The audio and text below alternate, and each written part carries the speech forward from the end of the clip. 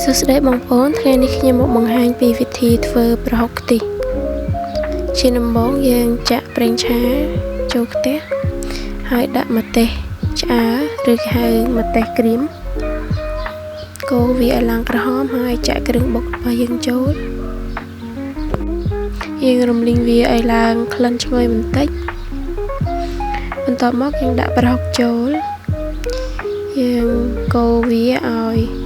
វាឡើងឈ្ងុយហើយចូលសពនៅល្បាយតែមួយហើយបន្ទាប់មកយើងដាក់ស្ករត្នោតបើបងប្អូនអត់មានស្ករត្នោតទេអាចដាក់ស្ករសបានហើយយើងដាក់ប៊ីចេងបន្ទាប់មកខ្ញុំដាក់សាច់ជ្រូកចិញ្ច្រាំចូល